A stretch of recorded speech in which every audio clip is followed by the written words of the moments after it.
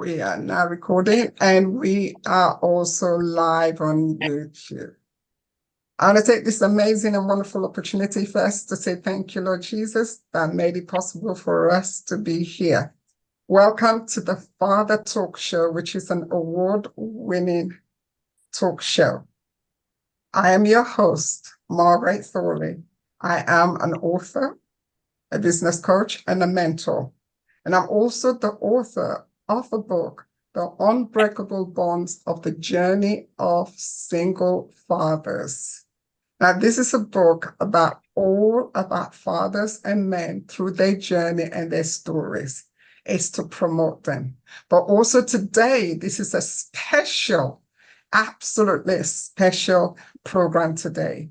This is Kings in a Business Conversation. I can't wait to hear our speakers, the most amazing and inspiring of their journey. And I want to encourage every single father, they're all fathers who are ever thinking of starting their own business. You are in the right platform today. We're here to inspire, to motivate, to encourage, and yet to give you the tools that you need to become the best version of you are. I want to take this amazing and wonderful opportunity to say thank you to our Facebook, LinkedIn. Thank you so much, those of you in LinkedIn that share this program, the flyer, making comments. We appreciate you. And also YouTube. Thank you so much. Now I move on to, of course, the king. Now we got kings. But at the moment, I have to introduce my co-host, my king, Daniel. Take over. Hey, Margaret, how's it going? It's an absolute pleasure once again to join you and so many wonderful speakers. And today's a little bit different, isn't it? Because we usually talk about being a single father and, the challenges with that. But now it's being a single father in business as well, and how what we can do, with regards to business, how to create perhaps a great business. And, that's what a lot of people want to do. And in this room at the moment, we have some guest speakers that are going to give some wonderful insights in their business experience, how they got started on their journeys. I'm really looking forward to hearing those insights and perhaps some fascinating stories as well, I think, Margaret. But with that in mind, so let's introduce the speakers. So I'm going to introduce Thomas Cotton first. So Thomas, tell us a little bit about yourself, just a couple of sentences. Yeah, my name is Thomas Cotton. I am in the United States, in the West Coast time, really early here, but I'm grateful to be here. I'm the founder and CEO of Redemption and Advancement Alliance. I'm also the founder of Next Level Freedom. Next Level Freedom is where all my intellectual property resides, and Redemption and Advancement Alliance is where all my good work takes place. So thank you for having me. That's amazing. So we're I'm really looking forward to hearing you speak. And our next speaker is going to be Lucian Sutherland. So Lucian, tell the audience a little bit about yourself. Okay, Lucian Sutherland. I reside over just outside London in the UK, a place called Hertfordshire. So literally I'm on the border of North London and Hertfordshire. I'm a single father, 2 kids, a daughter and a son. My daughter's 11, my son is 7. I'm a graphic designer by trade, or by profession, should I say. An ex-graphic design tutor as well. So I've shared my knowledge to those that required it.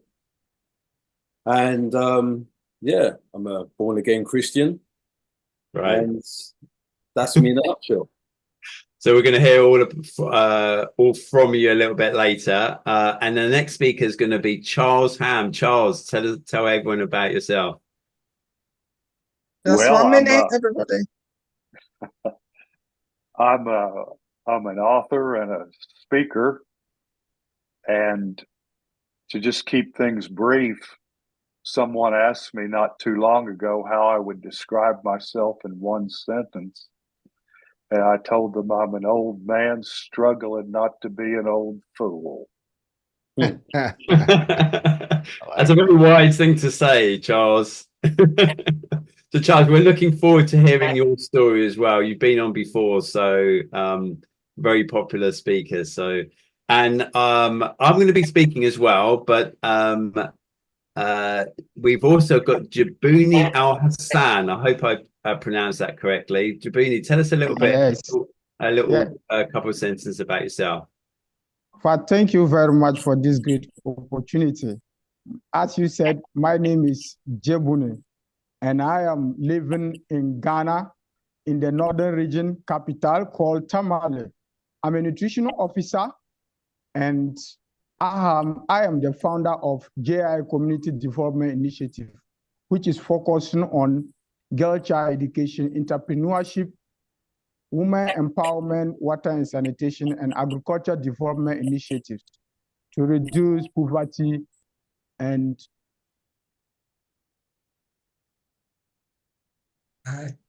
Oh, I think we've had hunger in the communities. Okay, brilliant.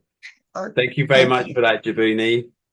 And lastly, I'll just introduce myself. My name's Dan Tchaikovsky. I'm the founder of Clear the Path website, helping business owners and CEOs to let go of everything that blocks them. And I'll talk a little bit about that later and my experience in business too. So, right, without further ado, we're going to introduce our first speaker, Thomas Cotton. Welcome and thank you for the brief introduction. Tell us, come up on stage and tell us your journey. Tell us how you got started. Well, it's been a long process, and thank you for again having me here and being able to tell my story. When it comes to business, everybody wants to start a business, but sometimes the hardest part is, where do we start at? Where do we first begin? For me, it was just trying to make money. I really wanted to just make money, extra money, because the jobs I had didn't seem like they're going to pan out the way I wanted them to. So there's multi-level marketing everywhere. And so, someone approached me one day and they were saying, hey, we have this multi-level marketing opportunity for you. And I didn't know what it was. Next thing you know, I found myself excited about multi-level marketing. But the problem with that is, unless someone's working as hard as you're working, you're not going to make any money. So, putting everything into this multi-level marketing. But that was my first introduction to being a hustler or hustling in work. From there, I started investing in real estate. It was by chance I met a person, and he was a real estate investor. Seemed like he made a lot of money, and I started following him. He started paying me $500 for every I put all these cards out for him, and every time I would get someone to call back and we would close the deal, he'd pay me $500. So that was, but I wanted the big money. So I started investing in real estate myself. And at that time, I started making a little money. I got laid off from my job. And that's what really started my business mindset. Because when I got laid off from my job, I didn't even feel it, because I was already into business. I had my own business at that time. And the reality is, when I jumped into this real estate investing, lost my job, it kind of made me a little arrogant. And that was one of the downfalls. And I'll talk a little bit about that. But, I pushed harder because I felt like nothing could stop the money. I was making money. I lost my job, didn't even feel it. And now I'm able to make more money, and I'm pushing it, and I'm investing. I'm all in, because I'm thinking I'm going to retire at a young age. This is my key to retirement. This money right here that's coming in is ridiculous. And I couldn't foresee anything that would happen that could derail that, stop it, or anything. And then we all know, early 2007, late 2007, 2008, the market crashes, and I'm losing everything, and everything is going down. And I feel like this is the worst moment of life. And then as everything's going down, I have these great bills, no money, and I'm praying one day, and I'm going down this hill in my neighborhood praying, and it's almost in my spirit, I hear, look up, there's your mission field. One of the things I learned about business in that moment is that a lot of times business doesn't go outside your purpose of who you are.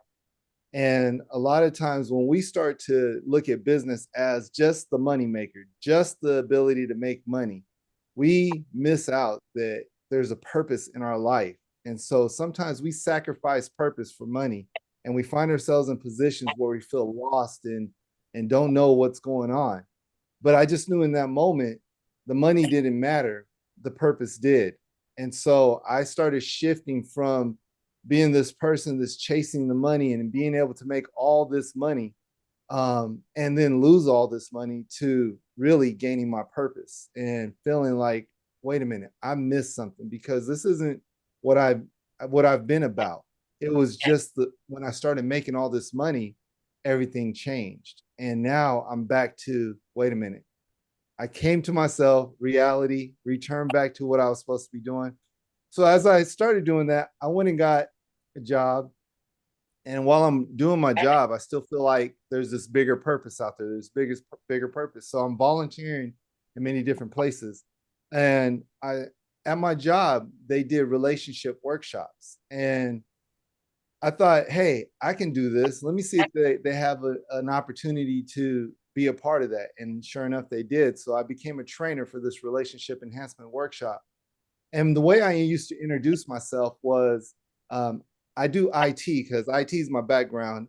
So I went and got an IT job, and I would introduce myself and say, I do that because it pays the bills. I do this workshop because it's what I love. And that's the way I would always introduce, I would say a bunch of other things, but that's how I finish my introduction. I do that because it pays the bills. I do this because it's what I love. And then one day it just clicked. Why can't I do what I love and still pay the bills with that? And it started rolling into, what do I have inside of me that's going to allow this to take place? And so I have a whole lot of experience, and we won't get into that here, but I was able to write a curriculum called Rethink Life, which then helps people overcome a lot of the barriers and challenges of life and start to rethink of what is it that gets in my way of doing what I'm called to do. And so I did that and started the nonprofit organization. Now I'm gonna try to narrow this nonprofit thing down quick because it's a long story. But basically, I was talking to my friend one day, and it was October 15th, 2010. And he says to me, I say to him, man, I'm sick and tired of watching people get out of jail and prison, find themselves back in society, never getting any help, never being equipped, never finding ways to change and transform their lives, and they're expected to change. I said, it's not going to happen. I need to do something about it and start this nonprofit. And he says, so what are you waiting for? And I go down the line of, I don't have any money. I don't know how to run a nonprofit. I said all the things that prevent me from being, in this nonprofit space. And I do it for about 15 minutes of excuses. And he says to me, so what are you waiting for? He asked me the same exact question that he asked the first time, and I just answered him for 15 minutes. I could have easily said, fool, didn't you just hear what I said? But I said to myself, what am I waiting for? Like, there's nothing that's stopping me, and what am I waiting for? And so I go downstairs and I tell my wife, I'm about to start a nonprofit. I don't know how, I don't know what to do. I've never done this before, but I'm going to do it. A week later, she's a real estate agent and she's showing a house, and the lady's like, man, this house is amazing. I can't wait to be in a house like this. And I just started my nonprofit. Everything is so great. And she said, you just started a nonprofit? My husband wants to start a nonprofit. And she says, well, he needs to call this person. And so she gets a card from the lady. I get the card, I call the person up, and it's a guy who has established over 300 nonprofits and never had one denied by the government. And so he and I start going through a process. Make a long story short, less than 45 days later, I had a letter from the United States IRS saying I have an approved 501c3. Now I'm excited. I'm like, yes, yes. Now what? Because I really don't know how to run a nonprofit. Somehow I was able to, within 45 days, get this nonprofit organization approved. But then there are many different things that have taught me how to run a nonprofit. But the one thing that I learned also with this nonprofit is that purpose is taking place, impact is taking place. Who I am is being lived out through a lot of the work that we were able to do. And so that's one of the things that again, who I am matters to the work I do, to the business I run. There's a lot of other intellectual property that I'm able to create. So you can't put your intellectual property into a nonprofit, because if you do, the nonprofit owns that, but you don't own the nonprofit anymore. Once you become a government recognized 501c3, your board owns that nonprofit. So if they want to fire you, they can fire you. If they want to keep you around, they can keep you around.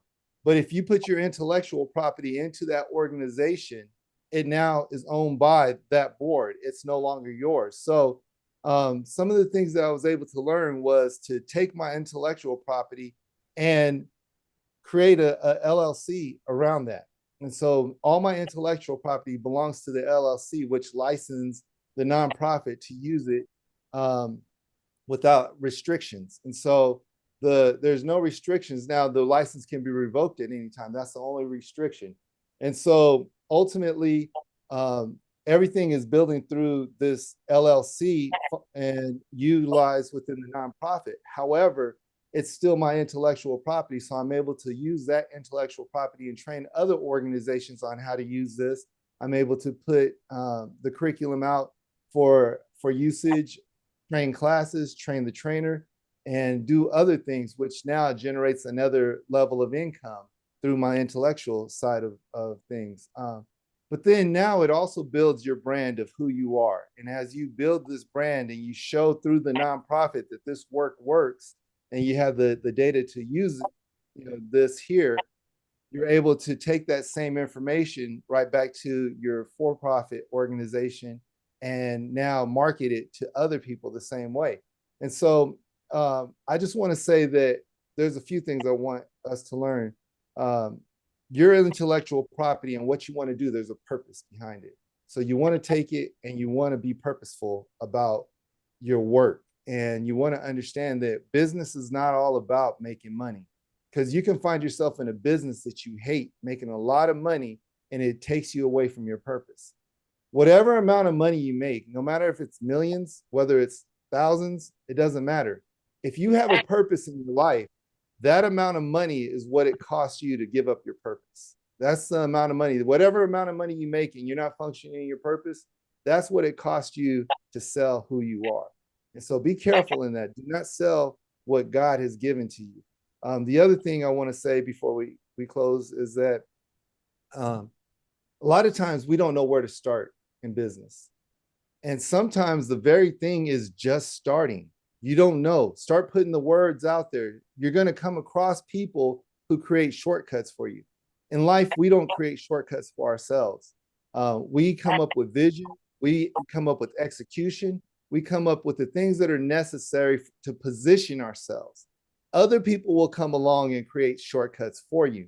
I'm on this podcast this morning because of having a conversation with a group of men. And one of the men were saying, hey, would you want to do this? It opened up a shortcut to be a part of this great talk show here. And so what I want us to understand is don't try to create shortcuts in life. Create vision, create plans, create execution, and position yourself where other people can put shortcuts for you. So that's my quick story about business. Wow, come on. Amazing. Thank you. Thank you. That was wonderful. I love it. Purpose. Wow. Wow. Thank you so much. Back to you. Anybody got anything to say? Comments?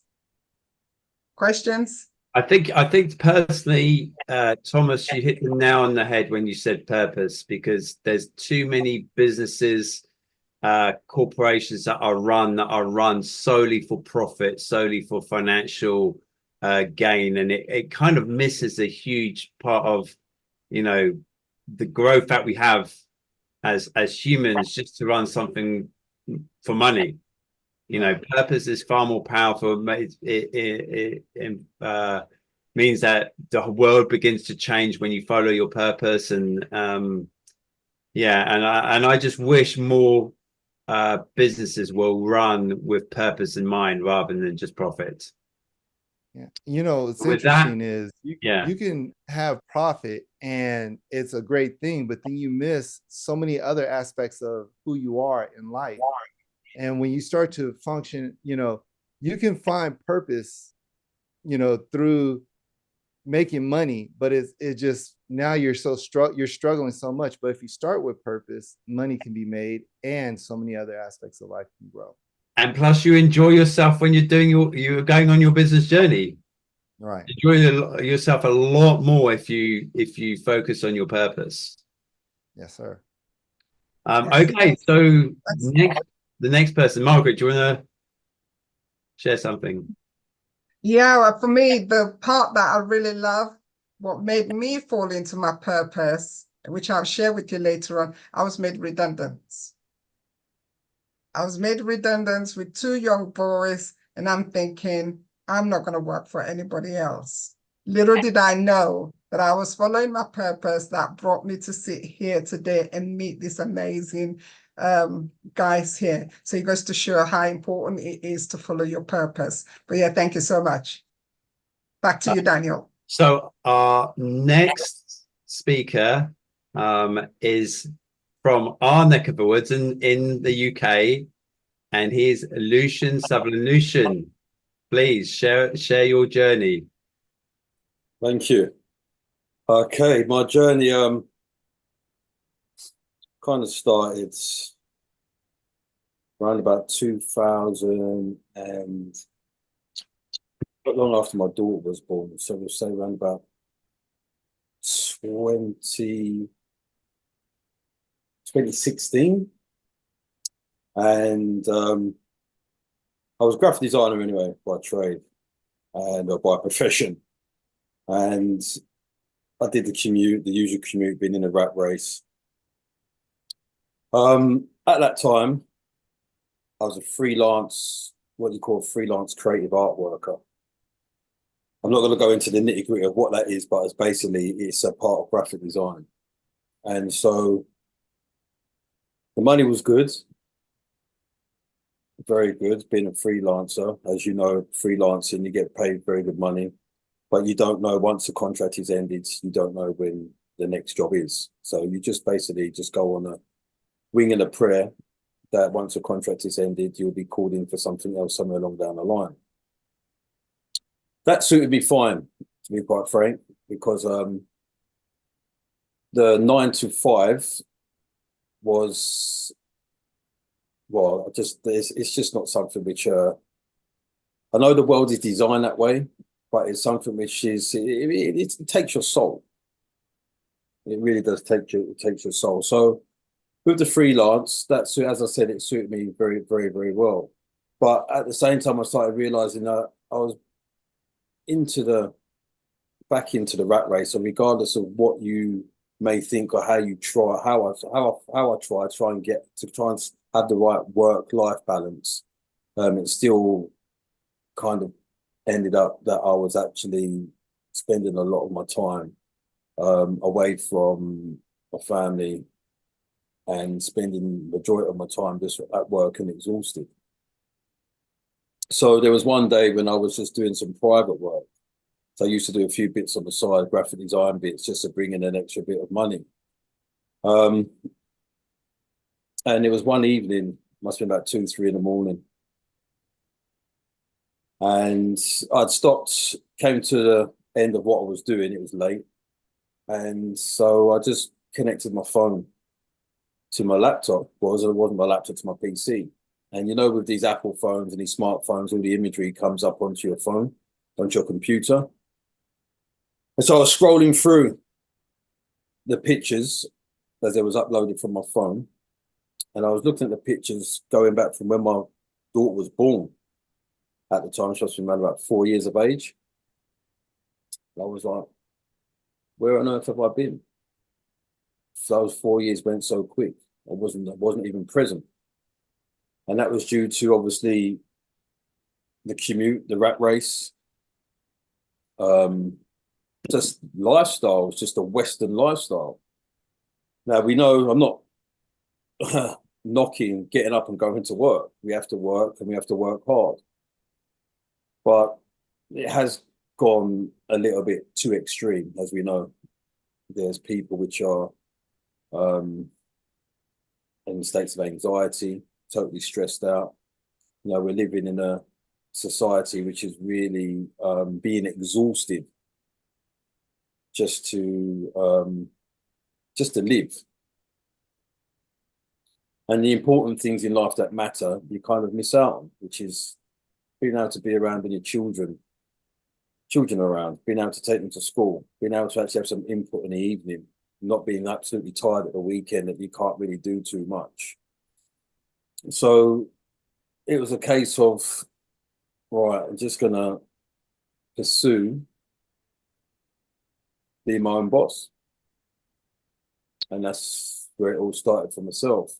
And so I took what I already knew, which was at that time would have been around about 15 years of graphic design experience.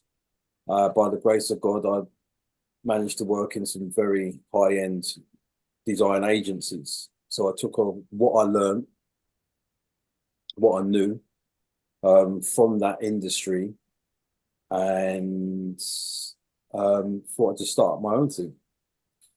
And that's how I started basically with my graphic design business. It was a hard struggle to start off with, because obviously you're kind of jumping into the unknown and you're really going on a hope and a prayer.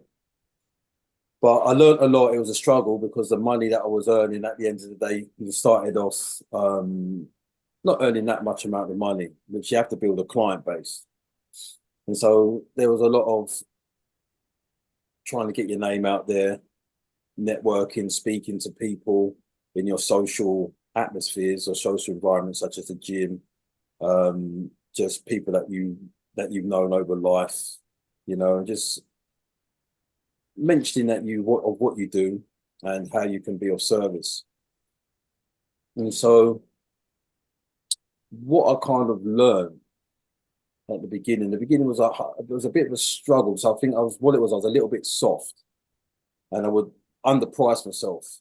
That was the first thing, because you want to get the job, you want to have money, but I would underprice myself, and sometimes do little gigs which really throw in a few little freebies here and there. And looking back, you kind of realize that it's not the right way to go. It's a very fine line. I know you have to give a few extras just to get your name out there to build a client base. But you've got to bear in mind there are people out there which basically it's just human nature, they will take liberties. And so I had to that was a big learning curve for myself, especially as well, having clients that would come. You have a lot of people I understand some people don't know what they want, and some people they will just mess you around. And I had to learn the hard way, because when I would put certain designs together, just little ideas, say for example, someone wanted the logo, and I'll just put a few rough scamps together, spend a lot of my time doing that, and then nothing would come of it. People would fall by the wayside, they weren't interested or just disappeared.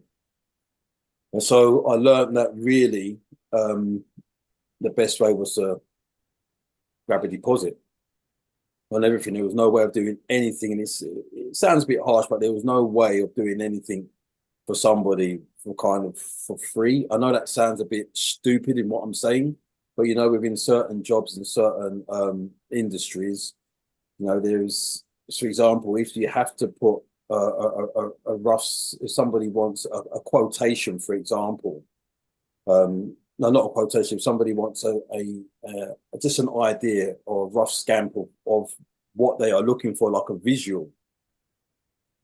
Like there's companies where you will go to, you can actually go ahead and they'll give you the visual and they'll wait for you to come back, which is basically free of charge. And if the client comes back, they come back. If they don't, they don't. I wasn't obviously in that financial position to do so, but I went ahead with that model, but it didn't work for me because, as I said, I've spent time putting bits and pieces together, and people will kind of not come back. So I decided to just take a deposit for everything that I did. I would take 20%, and that would make a big difference. If people didn't come back, obviously I had some money in my pocket and my time wasn't wasted. And on the flip side, it encouraged people to come back. So moving forward, what I found with the graphic design as well and trying to push the business forward, it was kind of difficult because in a sense that people don't quite understand the design world. And they seem to think, one of the first things I noticed, they seem to think that you push a button and everything is just done on a computer. And so it's kind of having to explain as well the process of what you do. That there's a lot of time, a lot of creativity. Someone could be doing a logo for yourself, but it doesn't mean that people just automatically think it was something which was done basically in a few hours. It can take anything from a few hours to a few weeks. And not only that, with graphic design, it is a profession. There's principles. There's a whole what would you call it? There's an ethos. There's an ethos, and there is rules and regulations in graphic design. And so that's another thing which I had to kind of find. You actually was teaching people the ins and outs, how graphic design works. It's not somebody just gets together and just gets their computer, just taps a few bits and pieces, everything drops into place. There's a creative and meticulous way of doing things, which there's a very there's an order. There's an order in how design is put together. And once I've managed to be able to get people to understand that, they saw more value in what I was doing. And therefore, as well, when it came to giving the price, they would understand why the price would be what it is. Because I think people they were coming. I was giving them the prices, and they was kind of shocked in how much I was charging. But when I explained to them, for example, I had one client who was a friend, and in that aspect, he had a recruitment company which was in the construction industry, and he had a very big client. I think it was BMI, a multiplex, a really big client for the building industry within London, within the whole of the UK. And they wanted some tenders put together, some magazines. I said, not a problem, I'll do that. And your logo. Cut a long story short, I put the actual tender together, the magazine, the whole lot. What they came with at first, they gave me loads of scrap paper and said, this is what we want, put down on a piece of paper, blah, blah, blah, so I can present it to the client. I had to explain to them, listen, you can't bring that to the client because what you bring to the client represents who you are. It represents your company. And so I said, don't worry, I will put together what you need in a professional format so that it would impress the client, and therefore, hopefully, it will seal the deal. This took weeks and weeks and weeks and weeks and weeks to do, and I was kind of surprised at the amount of time that it would take. Once the actual job was complete and they had 2 tenders which folded up into in a folder, had their logos and everything else. When I came with the price, they were absolutely shocked. And I had to explain to them that, listen, I went around and I had a quote. If you went to a design agency, that would have cost you 3 times as much as what I'm charging you. And I explained the reasons why it will cost that much. And then once they understood, they appreciated the work that went in, and they was willing to pay the price. And lo and behold, by the grace of God, they actually won the client over, considering they had quite a few other people which were bidding. And so therefore they appreciated what goes into graphic design. And so I think what I'm saying is, in a nutshell, is that was a difficult part in regards to going on my own, doing graphic design in my business, was explaining the ins and outs of what graphic design is and basically what it's worth. And then moving forward from there, I just decided to go, because I was kind of doing bits and pieces for any and anybody. And then I just tried to get a niche, because there's a lot of people that were actually doing which were doing graphic design and had their own businesses. And you've got two different types. You've got those that you go to graphic design agencies, which are professional, obviously professional places. And then you've got people which will do things from their home. Now, those that do things from their home are actually frowned upon, because they think it's just somebody that basically just sitting in their room, not necessarily professional, just blagging their way through it and knocking something out, and basically trying to get loads of money. And that's not the case in any shape or form. And so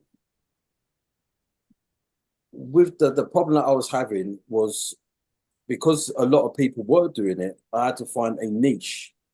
And so what I decided to do was to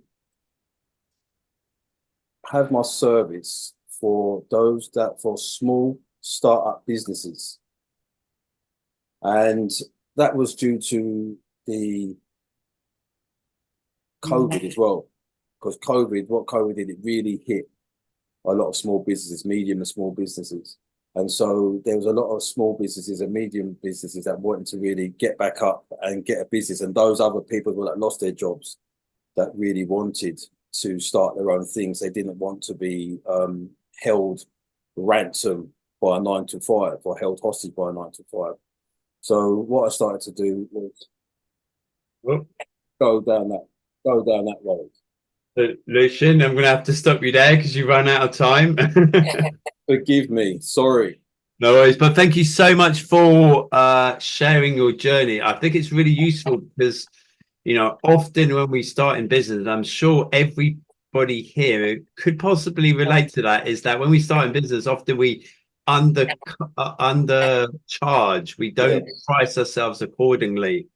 And when we do price ourselves accordingly, often those prices are questioned by our clients. But then if we know a way of explaining that in detail, going through all of that, then that really helps. So thank you very much for sharing that lesson. Very much appreciated. Hey, thank you. Glad I articulated that all right then. Yeah. You did. Thank you so much.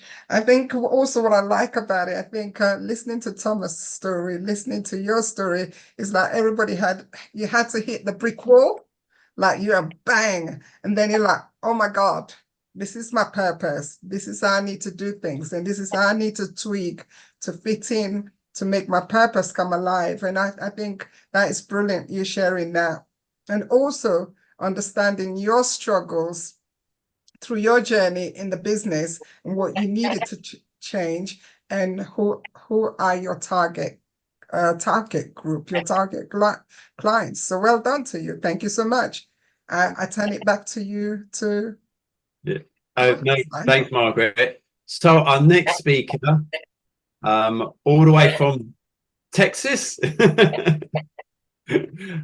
is Charles Ham. Charles, pleasure to have you on board. Please tell everyone about yourself. Tell everyone your journey. Just a quick one, Charles. You got 15 minutes. I'm not sure if you can see the clock, so like we can have time to share and everything. Is that okay for everybody? Oh, I can be brief. I'll try to be. I don't know. I mean, I've told my story to a lot of different people in audiences, and I don't know exactly who I'm speaking with, who's listening in right now, who may or may not have heard about my story. I'm going to start when I was 76 years old. That narrows it down quite a bit.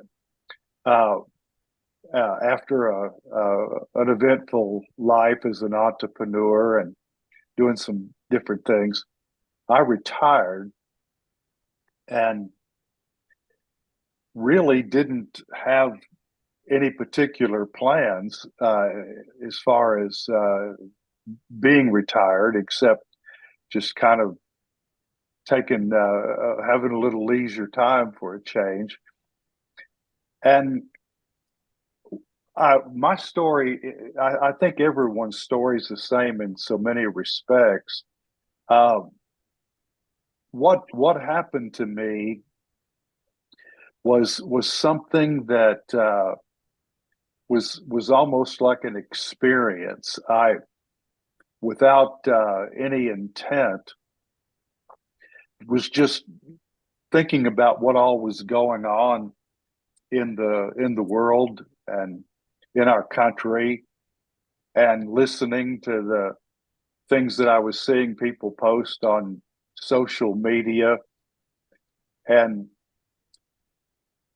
it seemed to me like everybody in the world, regardless of how you felt about social issue, any particular social issue or political issues, nothing seemed to matter. It seemed like everybody was mad. Nobody seemed happy, and people were just completely preoccupied with things that they couldn't really do anything about. And I was just pondering on this, sitting on the front porch of my cabin one morning, and watching the hummingbirds. I started thinking about this, and so I started writing posts on LinkedIn, telling people what I thought about things. And it was a totally different way of looking at it. I never got political. I never said anything about the social issues or where I stood on any of that stuff. To me, it was all a distraction and totally irrelevant. And I just started telling people what I thought. And I've always been a student. I've always loved to read and study, and I've loved so I've accumulated a lot of knowledge over the years in different things. But people started encouraging me to write a book, and at first I'd never written a book before, and I didn't really know how to go about it. And I would just tell them I was pondering on it, and kind of blow them off like that. But eventually, I was convinced to put my thoughts down in book form, and I wrote a book. And I think the direction I want to take here this morning is I hear a lot of people talking about, I'd like to write a book. I want to write a book. I have people even write me, and they want advice and all of this. And it goes back to me the same way that the others have spoken of it. There has to be a passion to write. I never thought I'm going to write a book. I decided that I would write a book because I felt like I had something to say, that something that was important, that I wanted people to hear. And that's what drove me to become an author. And so the book was published. My first book is Ponder On It, Pilgrims. You can read all about it if you go to my website, charlesham.com. It's about as easy to remember as my name. Yes, Miss Margaret's holding up a copy of it. I wrote this book, and I had no idea in the world what to expect. but it was published in April of 22, April 20th, 18, I'm so old, I'm using the 18th, 19th centuries, 2022. And within 36 hours, it had become a 3-time #1 international bestseller. And it was put in 18 different genres on Amazon. And in 15 of them, it was a bestseller. It actually made it into the top 100 in 15 of these genres. And then it went all the way to #1 in 3 of them. And the book is now sold in 26 different countries. And I started thinking after this one got out, I was just amazed, and it's leading to other opportunities too. People are asking me to come and speak, and I love public speaking. Love being able to just talk to people, and it's become like a ministry to me. I'm a man of faith, and I feel like this is what God wants me to do at this time in my life. I feel totally comfortable in where I am now in my life. And some of you folks out there that are listening in might be getting a little older, and I hear this all the time. And I'm 78 now, and I'm having the time of my life. I've never had more fun or enjoyed anything more than what I'm doing right now. So I wrote a second book, and again, I was true to myself. I never thought, okay, I need to write another book. No, there was another book inside me. And so I wrote the second book, and I titled it Texas Grit. And the manuscript is done, and it's been sent off, and it's in the mill. Another thing you learn if you become an author is nothing ever happens quickly.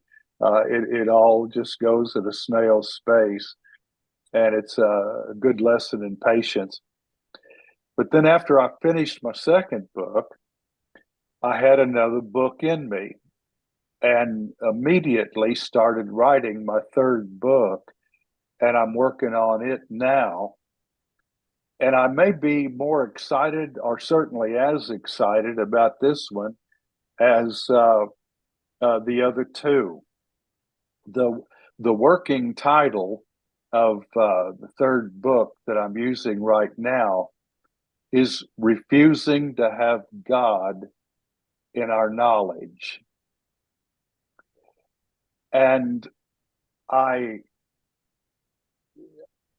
it's the result of a lifetime of study that began when I was a little boy sitting on my mom's lap and her reading childcraft encyclopedias to me, and me asking her to read what was under the pictures or things that were interesting to me.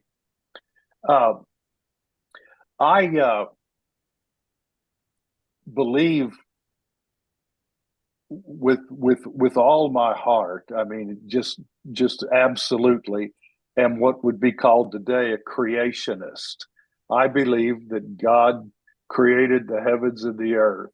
And I believe he created man.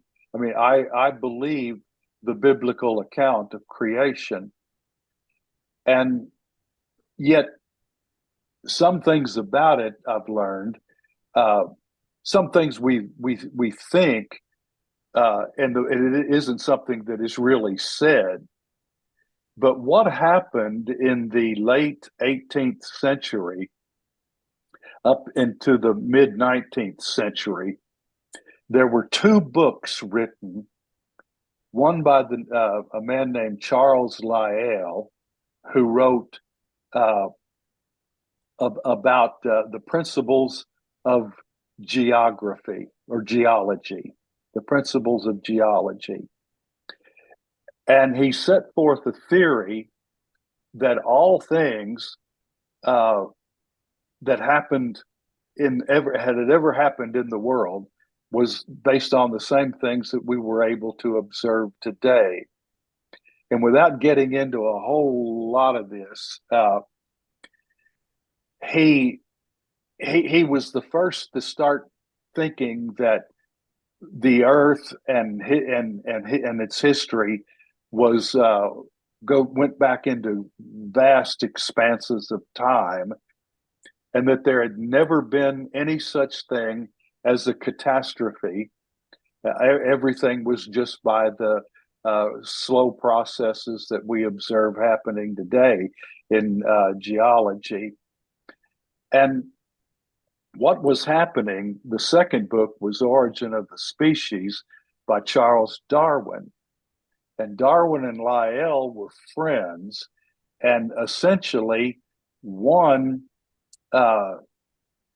changed the way we view the world around us, and took the concept, the whole idea of the flood out of our knowledge.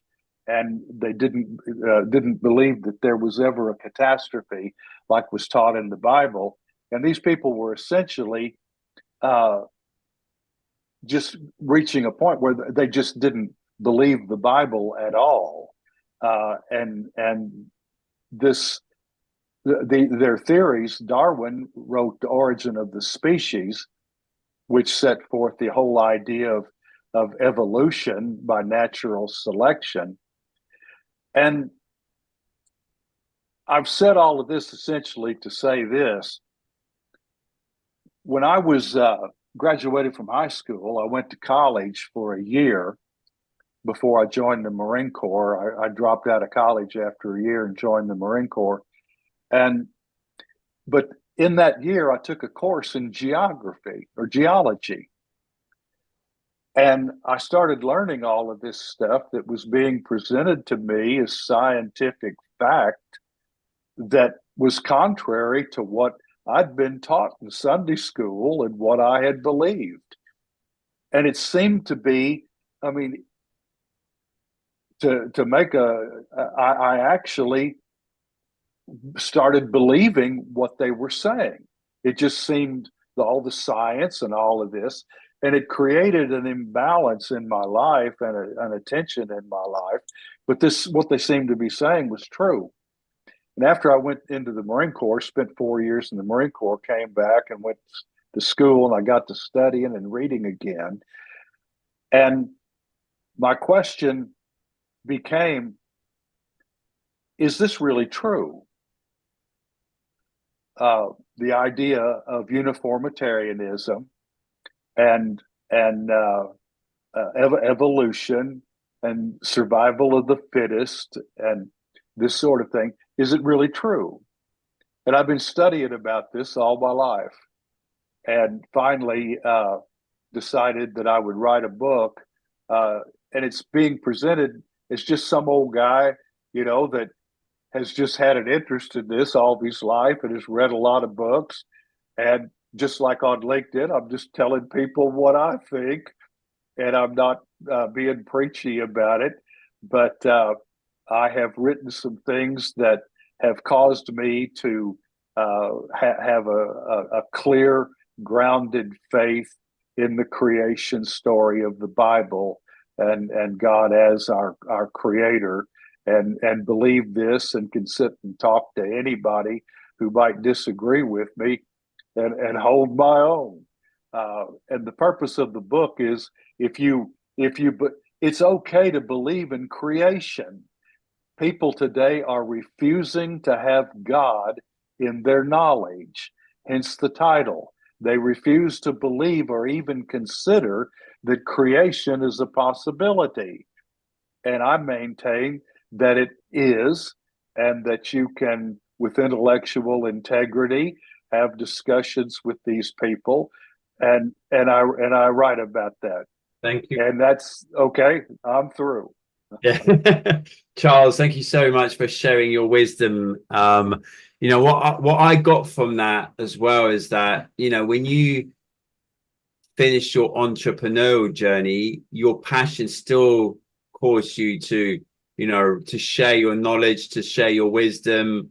And, you know, for those of you here who are in business and how should I say, just doing the grind of that, you can still bring in your passion and purpose to Sure. whatever you do, even if it's outside of your business journey as well. And Sure. and also the good thing is share what you know, even if it goes against the norm, even if it goes against what everyone is saying and doing. It's really important to be yourself and to share things, because this is how we grow. This is how we get new knowledge. And it's by going against traditional wisdom and putting what we know out there. So Charles, thank you so much for sharing that. It's really appreciated. Thank you. Thank you.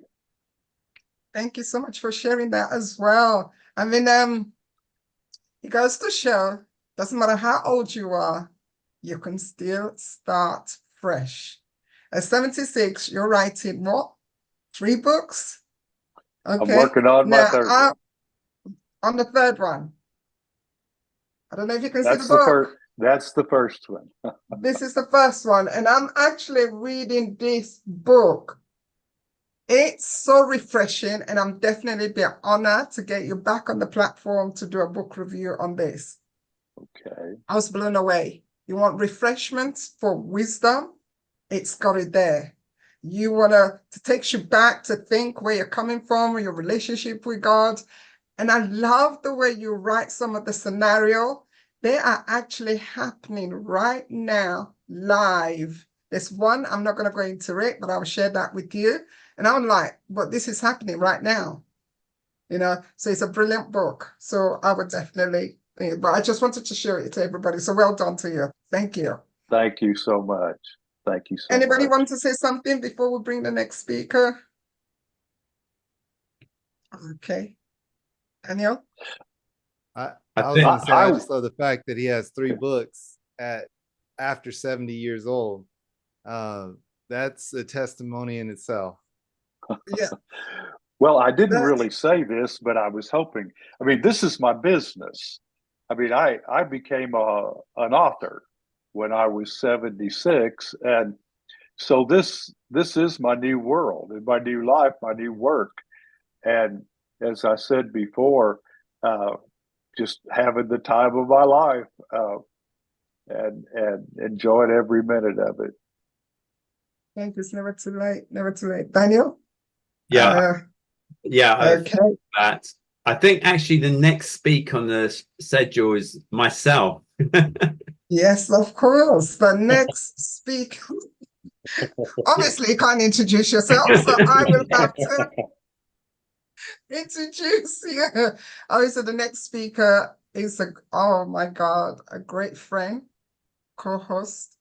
And if you're talking about somebody to really be on your side, really reliable, this guy, my co-host. We've been working together coming up to 3 years. Doesn't matter what time I pick up the phone, he is just on it. So it's been an honor and a pleasure, and his topic is going to be mind-blowing. Daniel, come on down. Yeah, thanks so much, everyone. Yeah, my topic is, do you know what? I was thinking about speaking about letting go in business, but I'm actually going to speak about how I started my IT company. Now, like Thomas, I was a bit of an IT geek when I was younger, but the one thing that I always wanted to do is start a business. And like, I came from a family of, you know, everyone at some point was involved in business. So it kind of felt like the natural thing to do. But I knew that when I started my company, I wanted to do it in a different way. I wanted it to be unique, because I felt that the way most businesses were run, I wouldn't want to work in most businesses, to be honest with you. I didn't feel that they treat their staff very well. I didn't feel things were transparent and open. And I thought that transparency, openness, a great culture was the right thing to do.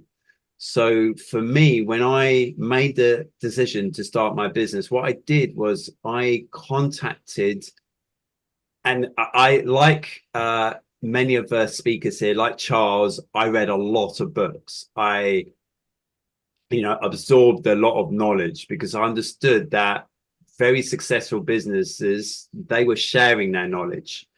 And when I started, I contacted the top 3 best places to work for in the UK. Now, this was in 2002, and at the time, the Sunday Times had a list of top 100 places to work for in the UK. And I contacted the top 3. And I wrote them a letter. I didn't send any emails at that point. Wrote them a letter, and I said to them, what makes your business so great? Why is it at number 1 or at number 2 or at number 3?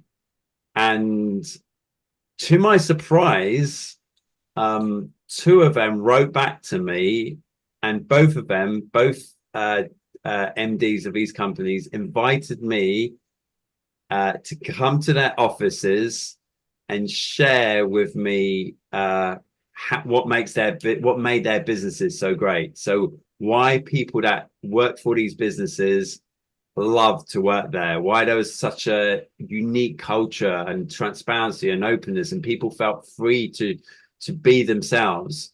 So I went along and I met these CEOs and MDs, and they basically gave me a tour of their company and said, this is how we run our company, this is what we do. Everyone in the company knows all the financials of a company. They can read the profits and loss, they can read the balance sheet. There's a lot of transparency and openness. People can see how much other people learn.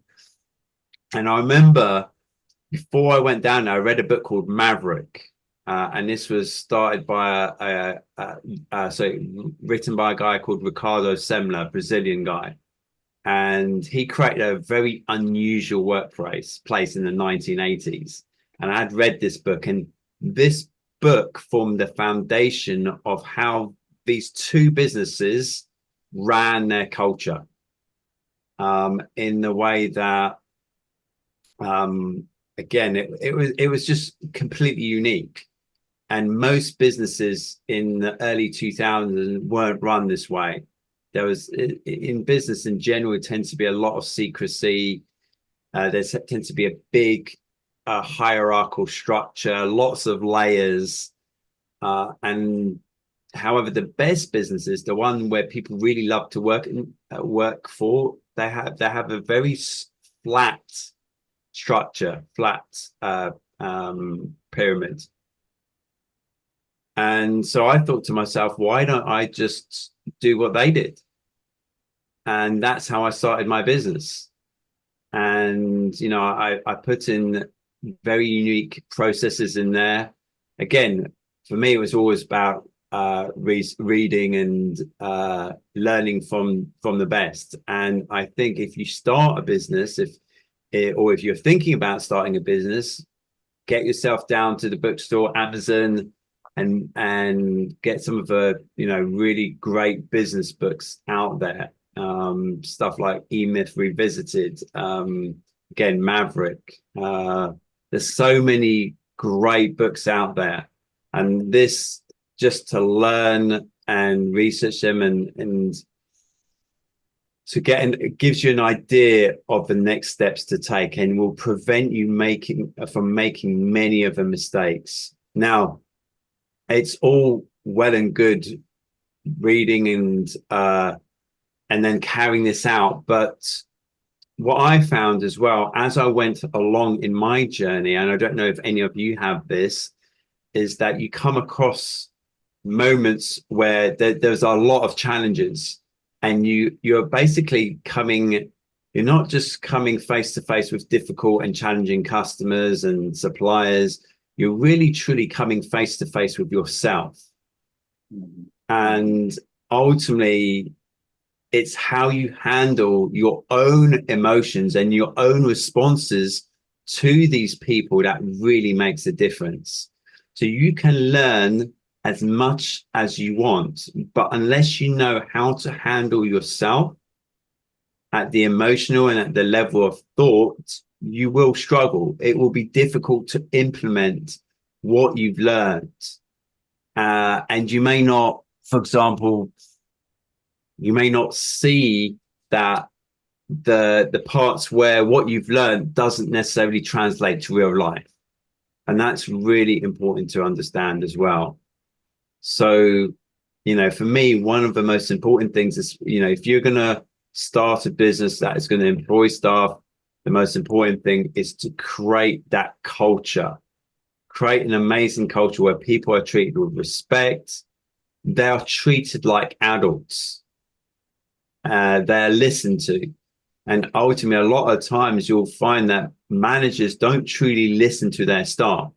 Their staff have a ton and a wealth of information that they can share with the upper layers of management, but the management, they don't listen. They're not taught how to. And this is a problem. This is a huge problem in the industry. So for nowadays, it's different though. Nowadays, in general, people listen, you know, the managers listen more. They are creating more emphasis, putting more emphasis on culture. So for me, that was, you know, a very important journey. And, you know, I would, in England, compared to the States, we have a lot more holidays. So in England, I remember, I think minimum we get 20 holidays a year. In America, I think, you know, you guys only get 10 days. So there's not much holidays and we get 20. But what I would do is I'd start my staff off at 22 days holiday. And then for each year they were with my company, I'd increase it to 30, to up to a maximum of 30 days. But then on top of that, if they wanted to do some, I would offer them a 10-day meditation course that they could do in addition to their holidays. So, you know, if they wanted to take that, and funny enough, very few did because it was intense. It was not an easy thing to do, but they would, if they wanted to do it, it would be on top of their holidays as well. So, you know, you want to create great incentives. You want to create a culture where the truth, they feel psychologically safe to say the truth.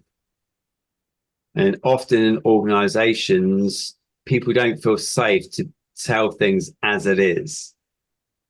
They, you know, they tell things what in a way that their manager wants to hear or their boss wants to hear, but they're not saying the truth. And ultimately, it's really important as the owner of a business to create an environment where your employees can share with you exactly what is going on.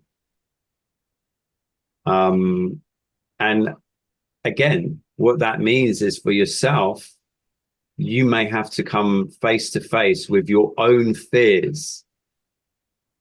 And one of the things that I remember that I had to come face to face is, you know, if I'm going to give, let's say, open and transparent salaries to my team, you know, what's going to happen then? You know, what's going to happen if I do that? What if they see one person's earning more than another? What are they going to say happen? But it's to create that environment. And by doing your own work on yourself, you're going to be very comfortable or more comfortable in creating that environment, in creating a unique environment, a unique culture and workplace. And often I found myself coming face to face with myself, struggling with clients, struggling with creating that environment, and also, you know, struggling with my own fears about potentially not having enough clients or, you know, raising prices as well. So when you raise prices, a common fear you have is, you know, clients are going to leave. Yeah, and it's how you go about processing your internal thoughts, your internal emotions around that will enable you to go out there and say, yeah, you know what, I can raise my prices, but I do it in this way. I communicate this price rise in this specific way, and that way it won't impact my clients. They'll understand the decision. It won't impact them. So yeah, it was a very great experience. I mean, I had my business for about 17 years, and we had lots of fun in the company. We worked hard, and the thing is I would do anything for my staff. The way I saw it is, and this is the way I encourage a lot of businesses to be run, is to be the support for your staff. You're not above them, yeah, and they're not below you, but you're supporting them. You're supporting them to give the best possible service, to support them not just professionally but personally as well, because the two are interconnected. So ultimately, when they come in and they're struggling with work or they're struggling with their personal life, I would say, look, take some time off. You don't need to be here all the time. If we had capacity to cover them, then we would do that. And they would be able to take time off. And if they wanted to run a personal errand, again, it was not a problem. And again, if they were late for work, for me, as long as the customer was happy, it wasn't a problem that they were necessarily late for work, because I know at some they would work longer hours, and often I would never even have to ask them to work longer hours. If, for example, a server went down or we had IT issues, and with IT, often we had the you have to work above and beyond your standard working hours, because the server goes down, you've got to work during the weekend, sometimes late at night. But they never once complained. They just did it because they knew I would support them. I'd say, if you worked 6 hours there during the night, take more time, take as much time off as you want. And actually, I very rarely track their holidays, to be honest with you. I just trusted them, and in return, I felt that they trusted me, and they done amazingly well. And yeah, so that would be my share for today about creating that amazing culture, and in doing that, understanding that when you're going to offer these unique things in your business, you're going to come up with your own fears within yourself, and you have to work through them. So yeah, there you go. Thank you very much. Thanks for that. Thank you for sharing, Daniel. Anybody got said before I make any comment? Anybody wants to contribute before our next speaker? Anybody? I love building into the staff. One of the things that I do is we do social engagement, and we elevate other people. And so my intention going into this is, whomever works for me, I want to make sure that they can live their dreams also. So I hire people with the idea of losing them and helping to build them so that they can go out and live their purpose. And so as Daniel was talking, that's what I was reminded of how you sow into your staff matters, because they feel recognized, they have purpose, and they have families, they have life, and to honor that is really an amazing thing. Yeah. Who's Charles? You wanted to add something in? No, I just really enjoyed what you had to say.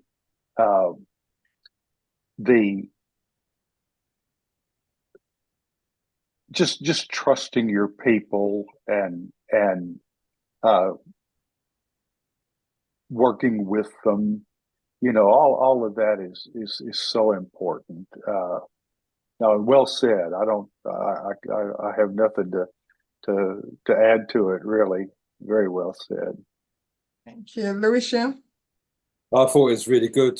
It's showing another side of business, and it's what I really liked was at the beginning as well, in regards to, you said, basically in a nutshell, you learn about yourself, which I thought was really, really, really impactful. And the fact that you were treating your staff as human beings, not as worker drones, and just having empathy. It's something it was really, really good, really, really good. Yeah, it's very true. Jabuni, do you want to add anything? I know. Yeah. Did you hear? Yes, yes. In fact, I really enjoy what he said. You know, when you are able to work with people with love and care, the input and output is always great. And it turns out that no matter how the situation, we should always, as a leader, when you bring yourself down, for those working for you, you will definitely get the positive results. But rather being rigid or very hard to them, it will always scare most of them who have the knowledge to even put more on your company to work. They'll end up not putting that knowledge and experience to support your company to grow. So I think it's a great idea, and everybody needs to emulate what he just discussed. It's just fantastic. Human being is about sharing, bringing yourself down, sharing love, cooperating, and then commitment. All whoever work under you will never forget you. Wherever the person finds himself is bigger than money and is bigger than the world. So I think I'm most happy to hear this information and message, and it attracted my heart so much. And I wish to also focus on that in my life, because we are created to support, to help each other, to grow together and to live together, and then forever, and we get back to our creature. Thank you very much. So Thank I'd you like so to much add for sharing. I'd like to add just really, really quickly. I think why it's really touched the rest of us here is whether you realize it or not, I hope it doesn't sound condescending, is that it's everything which you said was very, very Christian in its foundation. And I think that's that, and it just spoke volumes, absolute volumes. And I'll leave it there. Thank you so much. I think definitely what Daniel just shared, that's the module I use. And funny enough, the book I read when I was starting the charity, Who Moved My Cheese? It's a very simple book, right? A couple of pages, and it's just talking about the human mentality in business and work, and also what the mouths they are doing. I'm like, wow. Yeah. And when I read that book maybe 3 times, all right, but I used some of the knowledge from that, and I'm like, okay, this is it. And that's exactly how I run my business as well, the charity, because I had to change. In fact, I grew through running the charity of finding me in that, because I realized I wanted something to be done this way, and if it's not done that way, that was it. But then I realized it wasn't working. I then had to open the door, allow them to do what they need to do. And sometimes, in fact, the expectation supersede what I think of, hitting the targets, and which took a lot of pressure from me. So thank you so much for sharing. Now, we got an exciting, are you ready for the next guest, Daniel? We got an exciting, it's from Ghana. Yeah, our next speaker all the way from Ghana is Jabuni Al Hassan. So Jabuni, welcome. Thank you very much for coming along, and please share with all of us and all the audience your story. Thank you very much. I'm going to share his presentation as well. Sorry for a minute. Thank you very much for this great opportunity. And I'm really happy to be part of this discussion. So, Madam Margaret, can we start? Yes, you can. This is your page. Click on. You ready? Yes, I'm ready. Please. Yeah. There is a better way to invest in Africa, a sustainable future that creates value for all. When we suppose or thinking of investing in Africa, we need to think of entrepreneurship. Entrepreneurship is the best to invest in Africa. When you invest through entrepreneurship, it will bring up more skills and more jobs for youth to work so that they will not be burdened from European countries and Asian countries to donate to Africa. And the entrepreneurship will continue to exist in the African country for them to develop themselves. So entrepreneurship is the best and sustainable future that creates value for all human living in Africa. Madam Margaret, can we continue? Yes. As you see me, my name is called Isa Al-Hassan Jebune. In fact, my father gave birth to us 9 children, and my mother is still living in my father's house, but they are small-scale farmers. Out of the 9 children, we are only 2 have opportunity to go to school. And through my education, whenever I find myself in school from primary to junior high school to college, most of my colleagues drop out due to certain problems.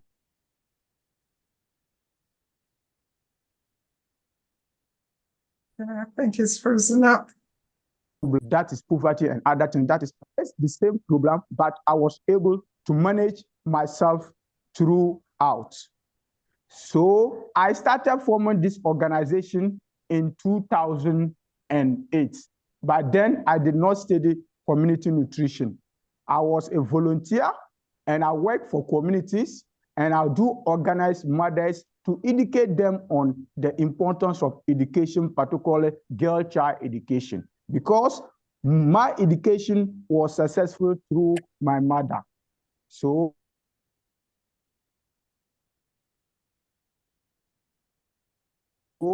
JI Community Development registered it as a full non-profit organization in 2002. By then, I already have 50 mother-to-mother support group in the community, where I do go and educate them on exclusive breastfeeding, complementary feeding, vegetable growth, and then entrepreneurship in sewing and weaving locally, so that we can able to take care of the children that they are giving birth to, especially single mothers.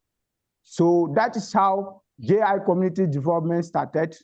And I'm able to work with most people, volunteers in the community, because I did not have enough resources.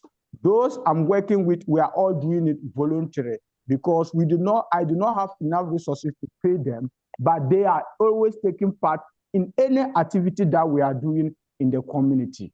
So I'm currently a nutritionist. I advise people on their diet, particularly women who give birth to children, how they can prepare foster diet to prevent malnutrition, anemia, and stunting among children, because that is the key cause of human effects in the growth. Because when you have low iron, definitely your IQ, that is your brain, will never be sufficient for you to concentrate in class or any work you find yourself. We are going to keep community together. So here, I always buy foodstuffs to go and prepare it in the community within the women, so that for them to see how they can use their homegrown food to prepare foster diet to fight malnutrition, anemia, and stunting. So after preparing the food for them to see, I distribute it to them so that they can give to the children. And that is how we do it in the community. When you look at all the activities, we are always in community, gather them, introduce them, what they are preparing, how they can do it to prevent infection, to prevent contamination, and then how they can add many foodstuffs to prepare good diet that can boost their children protein, their immune system, for them to grow successful without any disease condition. Can we move?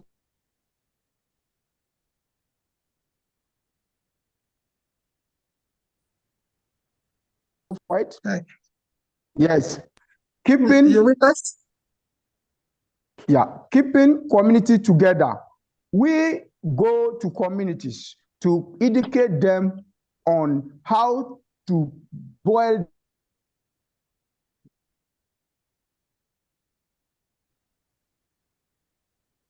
water. You're on mute. You're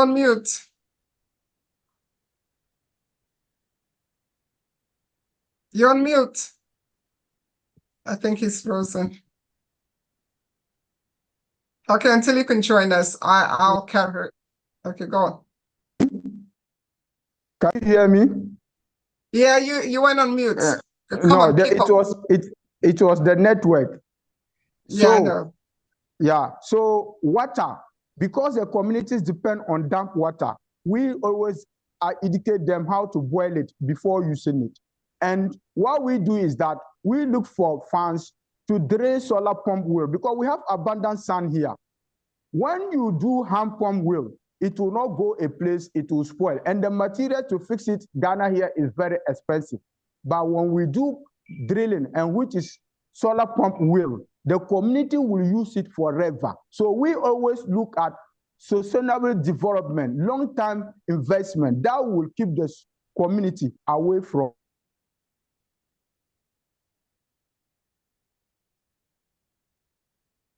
It's frozen back.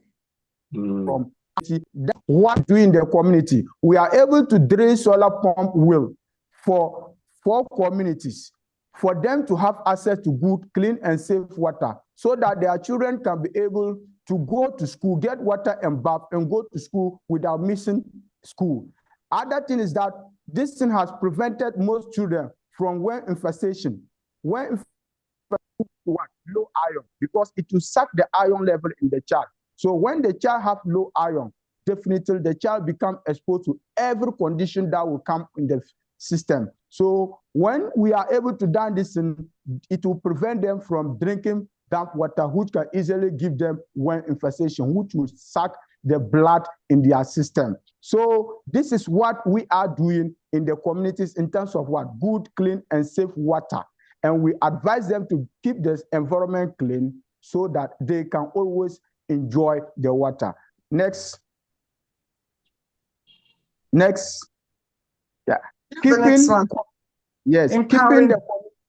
Keeping the community clean. We do go to communities, gather them, as I said, educate them on personal hygiene, environmental hygiene. Then adolescent school girls, we educate them on reproductive health care to prevent teenage pregnancy, which is very common in the communities, and to prevent girl child trafficking and sex labor. Due to the poverty, most parents do give their children out to the urban city for hard labor, and they end up using them for sex labor. So we educate them the importance of girl child education. We distribute books to them, and then we also educate them how to keep them safe from any teenage pregnancy. Next. Yes, this one is our clothing. That is why I wear. We do it locally here, hand weaving. And these clothing are very fantastic. It has a lot of qualities and it is very durable. We do it locally and we always sell it in the communities. But we need something that can help for us to create a school that will be able to support this business, so that every young guy and young lady can have work to do to take care of him or herself and the family. So this one is done here locally. And Mr. Charles, I can give you, is one of the hat that I'm wearing. If I'm able to give you this hat and you wear it, you will like it and people will recommend you everywhere you get. As I'm wearing, this one is a hand sewing. It's not a machine sewing. Next. Mental health, this is the one that touches my heart most, because for human to always be neglected in the communities is another problem. So we are always emphasizing on mental people, those who are mental challenged. This girl is a mental challenge, and the one who impregnated her is also a mental challenge. But through our organization, we were able to take care of him till she delivered. and we are still supporting her with clothing. And she's not the only one. We have a lot of mental challenged boys and young ladies that we are supporting. We do go and support them clothing. We do go and support them food and their children. And all these things are people who support us. I have a support from Madam Renata, who is in Canada, who supported me to take care of this woman. And it is fantastic. And I'm always grateful for the work that we are doing. Next. Yeah, entrepreneurship, school charity, fundraising. We always emphasize, if we are able to create a great entrepreneurship for the youth, there will not be any poverty and hunger in the communities, because everybody will be able to work and earn something to take care of himself and the future and the family.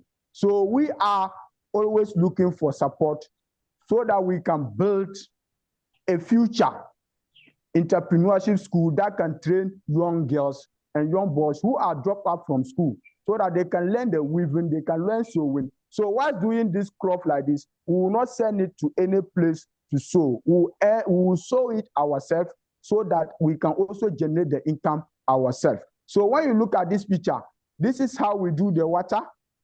This is how we install the water in the community.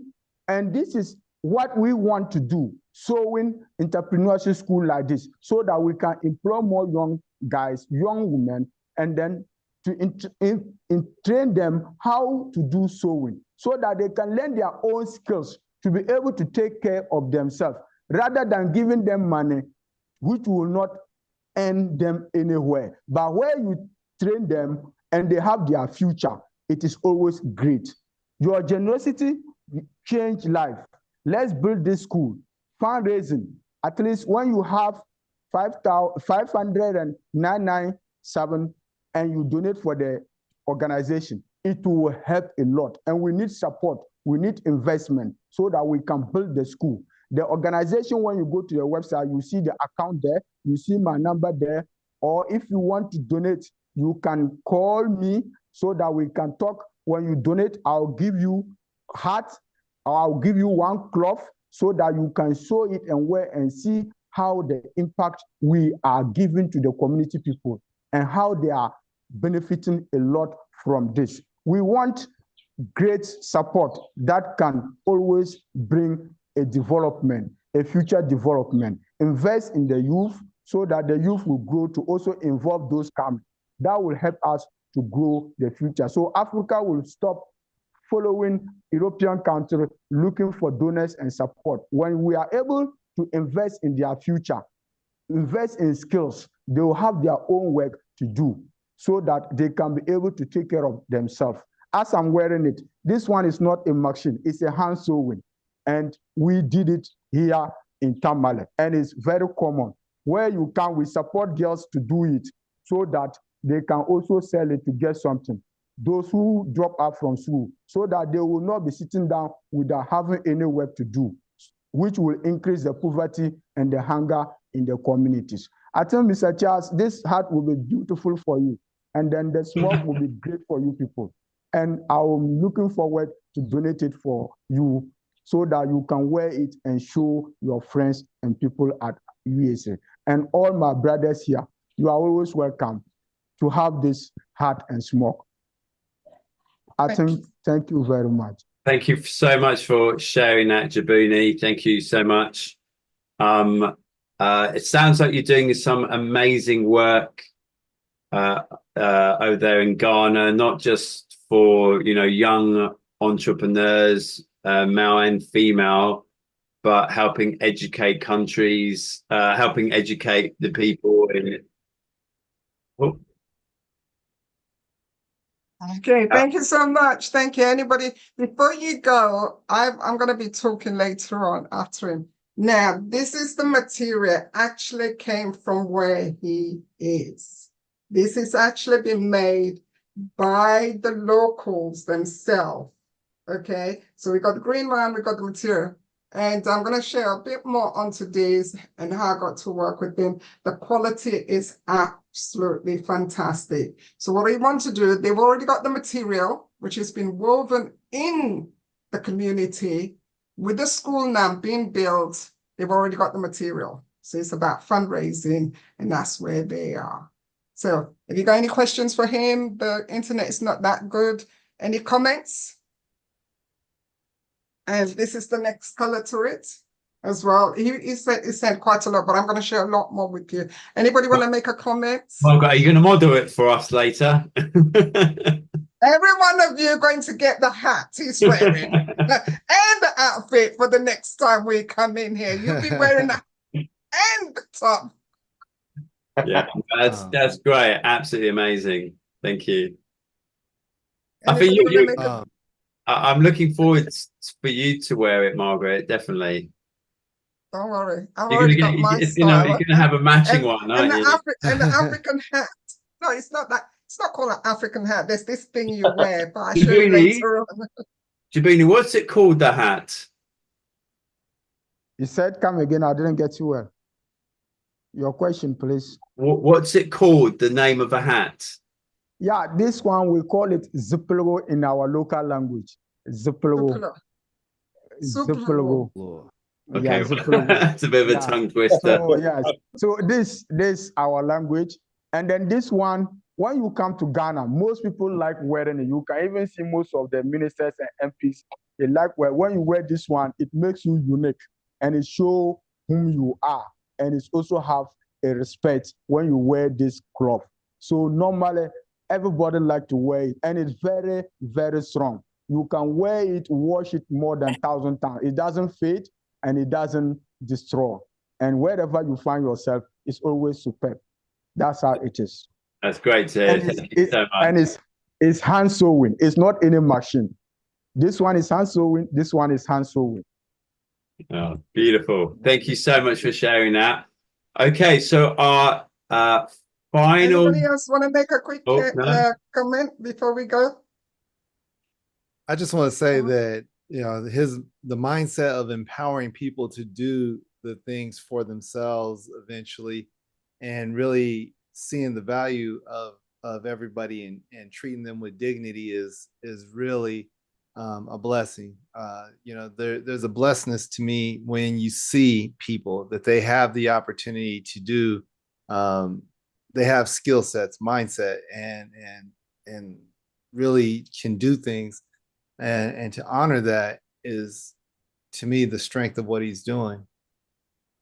Yeah, 100%. Really honorable what you're doing. It's just amazing. Thank you so much. Thank you very much. All right, we're going to move to the next segment. I'm going to be your next speaker. Do I have to introduce you now, Margaret? Yes, of course. But not really, because what I'm going to do is literally going to follow up what Djibouti just shared with you. The power and inspiring those in Africa. Now, there is a saying that you can give a man a fish for today, they can eat for today. But if you teach them how to fish, not only could they feed themselves, but they can feed their community. And I believe that's what Djibouti's been doing, and also just following up. He's going to be very surprised that actually he's been working with somebody who have vast experience on setting charities in Africa. So I'm going to share supporting his journey. So yeah, thank you so much. Thank you so much. Okay. So I'm just going to.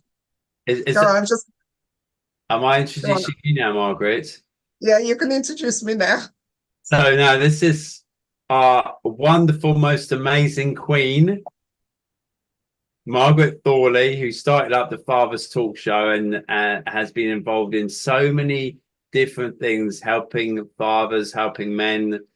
And I am so grateful to have met her however many years ago it was. And so, Margaret, please share your experience. We have your knowledge, your wisdom. Thank you so much for that. Thank you. Appreciate it. Thank you. Right, I'm going to share. Can everybody see the screen? Yeah. Okay. Give us a second. That's it. Now, I started the sharing with these amazing photos. All right. What Djibouti is doing in Ghana, I truly understand that. Now, I run a business which is called Fearless and Bold in Business. Now, I started my charity 2011. I met this amazing woman. Her name is Tina, 2012. She was referred to us. And as I was talking, going through the journey, she was crying. She was crying throughout the workshop. So during the break, I approached her and told her to stay behind. I would like to talk to her. So when I finished and sat her down, asked her to tell me her story. She's spoken everything, the stress, not having enough money, her children and everything. And as she stood up, she had on this beautiful dress on. And I said to her, which shop did you buy the dress? She said to me, I made the dress. I said, what? I said, then why are you crying? Because you got talents. You can become self-employed. You can do that. Then all the emotional negative stuff. I said, okay, this is what I'm going to do. I'm going to challenge you. I will buy the material and I want you to make me 3 dresses, which you see here. And then I will coach you. Now, Tina actually grew up in Ghana. So that's why I picked up Djibouti when he was telling his story, because Tina was trained in Ghana in one of those schools how to do sewing. So within less than 2 weeks, she's done the outfits. And these are the first outfit she made for me. And I started to work with her. From having 10 clients, moving her to have 20, 30, 40, 50, 60 clients. But what I did first, I said to her, where do you want to go? Let's set a goal. And she said, I haven't been to Ghana for over 10 years, and I want to go and see my family. So I said, okay, so that's one of our major goals, which was in 2 years, that she will go to Ghana with all her children to go and visit her mother for the first time. So this is Tina outfit. Now that's Tina right there, the girl with the bushy hair, all right? So I was introducing her to start preparing for a fashion show. So we went out. So every outfit I wear, this girl, Tina, from Ghana, who was trained in Ghana to present this outfit. Now, her kids have gone to university she's in London. She lives in London. Her kids have gone to 2 of her kids have just finished university. She's come out of benefits. She's no longer receiving state benefits because she now runs the business properly. To a point, if I say to her, can you make me any clothes? I'll be the last person. For all the outfit that I wear on stage, speaking engagement, receiving, whatever it is, she designed them. All you need to do is give her a picture and she will design everything from scratch. And I'm happy to say she's doing incredibly well, busy all the time, got her own solid clients. Hence, that's why it's so important. It's not so much to give somebody the fish, but teach them the skill, how to look after themselves.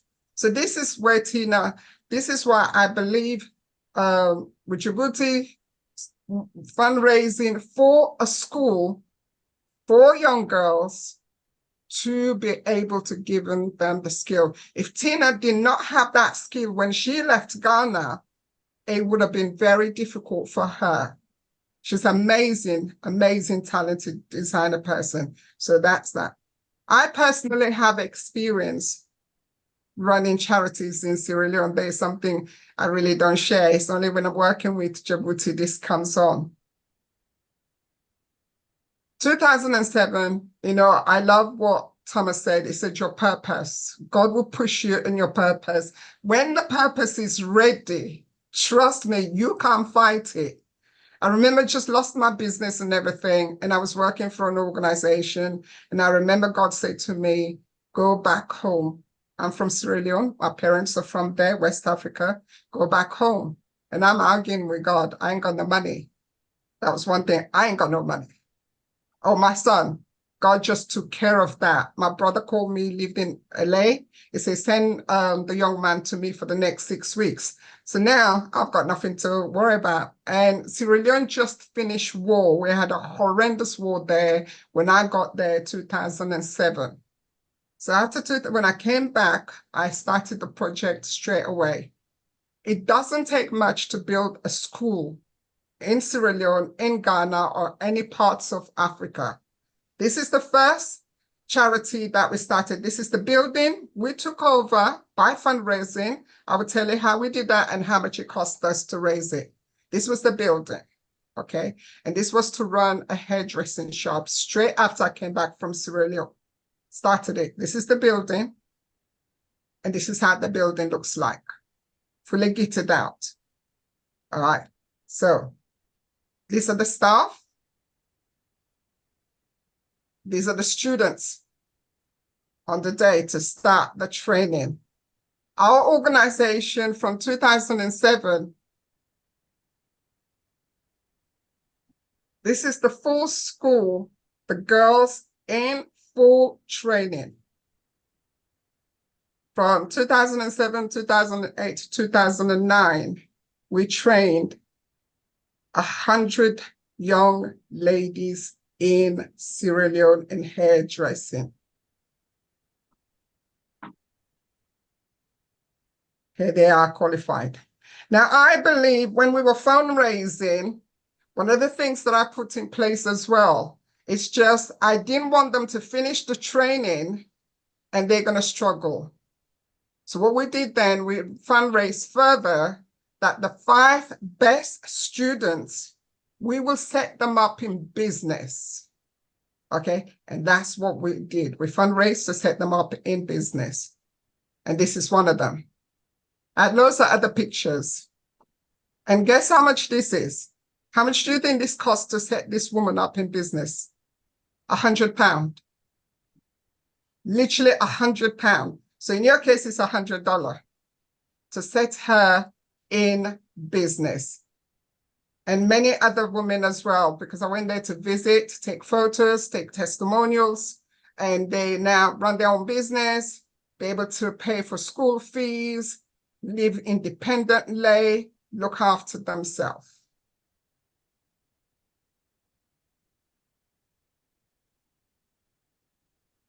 That's what we've achieved. Now, I also run a charity again. Whenever I go home to Sierra Leone, I will feed the hospital. Doesn't cost much to feed them. I was there December 2020 to 2021, January. This is what the hospital looks like. Most of them don't have beds, covers, or anything. So when I go, I take bed covers, I take this and everything. And then we will select a hospital. Most of them, they're all in needs. And then we will select which wards that we can feed on that day when I'm there. So this is the staff. I get some really reliable, like my auntie, cousins, everything came together, cook the food locally, and we take it to the hospital. And on that day, we're feeding people in the hospital. And this is what we do. For me, I'm very passionate in supporting. Now, to feed the hospital, how much did you think it cost me? £300. £300. And we were able to feed a lot of people out there on that day. Now, I'm not sure if I got a photo for it. For the Sierra Leone kind of the hairdressing, the school, for 3 years, we only fundraised £8,500. £8,500 from scratch. As you see the pictures, paint staff, everything. It doesn't cost that much. So this is why I was so passionate. One Djibouti kind of contacted me. He heard me speaking at an event. He contacted me straight away.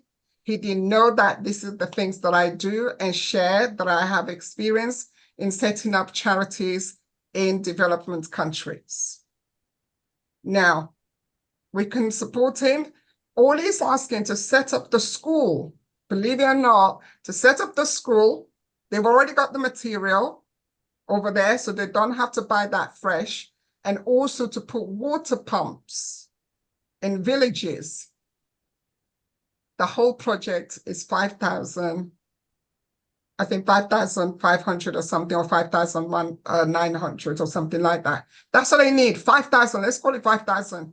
That's building a school from scratch, knowing that a young person's life is going to be changed, like Tina's story.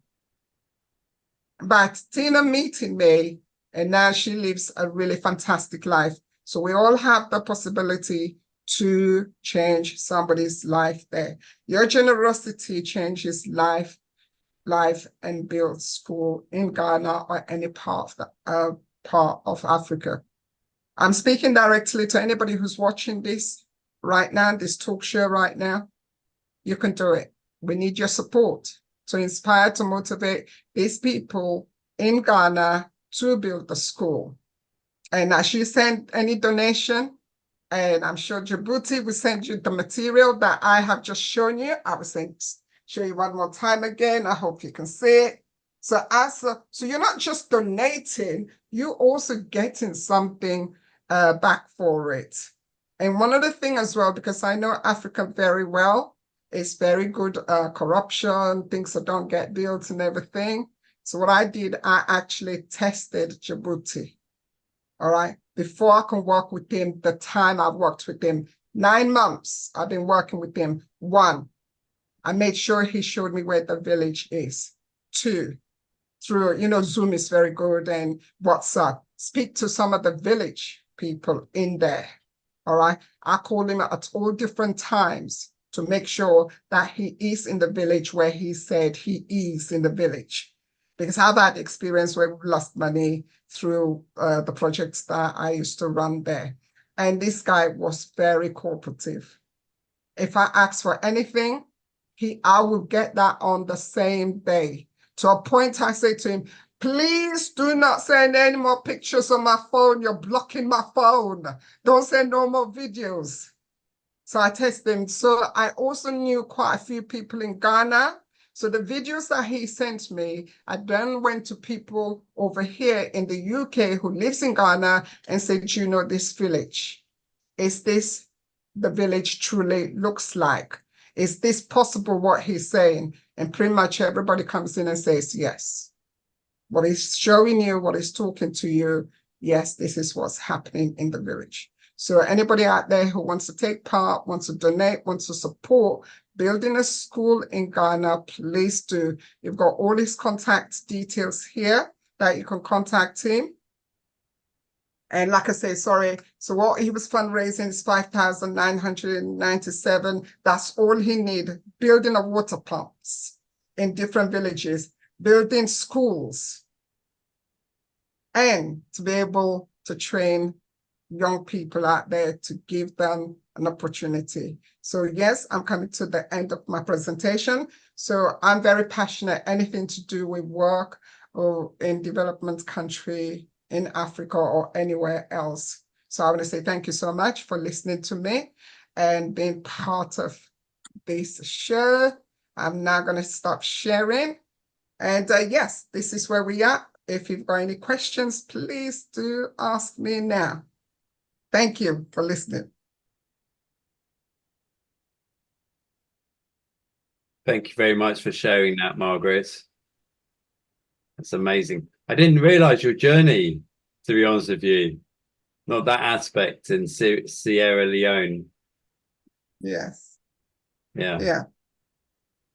Any comment? Any question? For us, I've been doing charity since Sierra Leone for the longest time. You know, so when I was doing Djibouti's Prince's presentation and I was going through the work, sometimes I forget the work that I do because I've got this thing.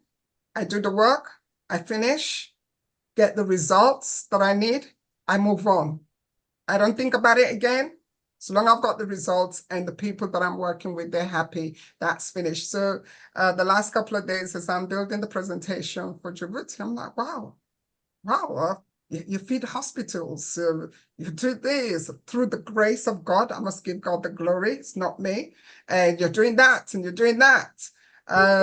Yeah, so for me, I'm very passionate. So this is it. I love the story that you told in the beginning about the young lady who's crying, and then now, just how that intersection happened. I mentioned, and there's a couple things, even when Daniel was talking, how I said we don't create shortcuts for ourselves. Other people, people come along in our lives, create those shortcuts. Daniel got to speak with the CEOs of the company, and they, share some things. But you coming along and meeting this young lady, and the timing of everything opened up a whole brand new world for you that you weren't even aware of. And I love how God does that. And then the other part is functioning still in who you are as a person, like your heart beats toward this, and otherwise you don't pause, you don't continue to move in this space. And not only that, you can do it with your heart and with your mind, where you're saying with Djibouti, I'm going to make sure you're legit. I'm going to still be, I'm still be intentional about what I do and thorough about what I do, but I'm still going to move with my heart. So that's a beautiful thing. Mm. Yeah. Well said, Thank Thomas. you so much for that. Thank you. Anybody else? Lewisham, you're nodding? I was nodding in agreement with what Thomas was saying. And it's just everything's been, I haven't even got much words to say, to be fair, because it's really is phenomenal. Yeah. Simple as that. Thank you. Charles? I've just enjoyed every minute of this. Great stories, great people. Proud to be with you. It's an honor. Thank you. Thank you so much. And the honor is mine for you guys to be here. Okay, Djibouti, what do you think? Did you hear the rest of the presentation? I know your internet was bad. Yes, I get everything. And one I will say is that first, I have to thank you very much for your great work.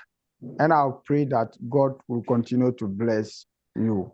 The second one is all the panels that I have able to benefit a lot from their conversation. And they brought a lot of wisdom, and then ways that can encourage human beings to work towards your future and everyone. So I'm really happy to learn from them, and I wish to have more opportunity to learn from them.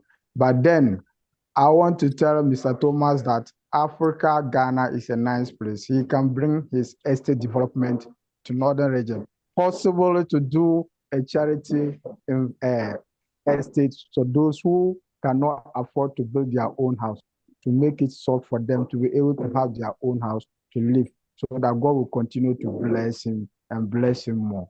And to all my great brothers, I'm always happy. May God give you long life and then good health. And Mr. Charles, please, my heart is always coming to you so that you can wear. I want you to change the one you are wearing so that you can wear African hats. All right, I'll wear it the next time we come on together. Yeah, I don't think it would suit well in the rodeo, though. What do you think? No, it's a little different than the ones I have, but it's beautiful. It would be a treasure. Thank you very much. Thank you so much. For a quick one, we're about to come to the end of the show. I'm just going to go around very quickly for anybody here to give anybody who's listening to us a tips one or two tips how they can start their own business or building their confidence. So before we wrap up, so if I can start with Daniel, the co-host, your speech, it was absolutely brilliant. One or two tips. Somebody was thinking of starting. Thinking of starting their own business. Yeah, I would say, like Nike say, just do it. Don't think too much. If you think too much, you'll get yourself into a mess. Follow your passion, follow your purpose, and because the last thing you want to do is when you're 90 or 100 years of age, or even maybe younger, is to regret that you didn't make the choice. And that's not just about business. That's about anything, that you didn't make the choice to go on this amazing holiday or anything really. Yeah, so that's what it is. Thank you so much, Thomas. One tip, one or two tips. Yeah. So for me, I want to encourage people to realize you only have so much life to give. And a lot of times people sacrifice their business or whatever passion they want to do because they feel like they have to constantly pay bills, and which is true. We have to pay bills. But I want you to think about business. When I left my job, I had only helped 6 people at that time. And what I was thinking is the worst case scenario is I'm going to jump out here and start this business. If it fails, I fall right back to where I'm at right now. I can't go any lower than an IT job or where I'm at right now. But I may never have this opportunity again to jump into the position that I want to be in. That was in 2013, and I've been doing it for 11 years now. And over 3,500 people helped since. And so I want you to understand that like where you're at today is your baseline. This is where you fall back to if it doesn't go the way you want to. But the best case scenario is that you're absolutely able to position yourself to be successful, to live out the vision and the purpose and the design that you put together. One thing I want to say is business is business. You need to work in it. It's not that you just fall into it. You work into it. You work through it. You overcome the barriers. You make it work. It's all about you. All business is a job that you create that you're responsible for everything until you start hiring other people. So remember, the worst case scenario is you fall right back to where you're at, whatever job you have right now. But the best case scenario is you live according to your purpose and dreams. Thank you so much for that. Thank you. Charles, what about you? Best author. What can you give a tip out there, somebody who wants to write their own book? I mean, you inspired me. 76? Man, I got a lot to catch up. At least I got a lot of scope there. So what is your best tip there if somebody wants to write a book? The most important thing is to write. Now, that may sound kind of like a silly answer, but you can start thinking about things and overthinking things. And if you have something in you, sit down and start writing. And it works wonders. But if you get, they call it writer's block and all sorts of different things. But the key to it is to write. And you can always go back, and you will go back, and you'll tweak it around, but the writing itself gets the mind working. And if you have something that you're passionate about, just don't be afraid. Just start putting your thoughts down as they come into your mind, and write. And that would be my advice to anyone. And they say there's a book in all of us. All of us have something to share of value to our fellow man. And so I encourage people to write about, as I said, something they're passionate about. I don't necessarily encourage people to just write a book because they think it would be good. They'd like to write a book. It's that'll get you nowhere. But just keep busy, keep putting things down, and it'll all come together. Thank you so much for sharing. Thank you. Lucian, a minute. We ain't got that much time, a minute. I'm not putting on the pressure. That's okay. So it's in regard to what have I got to give? Yes, one or two tips, starting your own business or even just how to deal your emotional when you're starting a business, that kind of thing, isn't it? Yeah, just to persevere, keep on keeping on, do it as quick as possible as well. Don't procrastinate. So notice as you get older, you don't have so much energy. That's what you did when you was younger. So when you're vibrant and buzzing, go ahead and take that leap because yeah, age does kind of take a bit of a toll. But yeah, that's what I've got. So you got, thank you. Jabuni, are you with us? Yes, please. All right. 1 minute So now. yes. So What tip would you, yeah, go on. What I would say is that I just want a support for the organization. We should donate to support so that we can bring up the future generation by building the schools to train young girls who have dropped out from school so that they will be able to have their own hand skills work to work and earn a living, which will reduce poverty rates in the community. Okay. Thank you so much. Thank you. To all our guests here today, to all the kings that are here today, I want to say thank you for joining me into this Father Talk show. It's been amazing having you all here today and joining me. Thank you so much. I want to say to all the viewers out there, thank you for your support. We really, truly appreciate you. And I hope you've learned so much. And I hope you took loads of notes because I was writing and taking some golden nuggets, which I'm going to be using to improve the business as I move forward. I want to say thank you very much to all the kings. Let's wave and say goodbye. Thank you, thank you, thank you, thank you, thank you, thank you. Bye, everyone. Yeah, no, don't go away, guys. Stay in. There it is.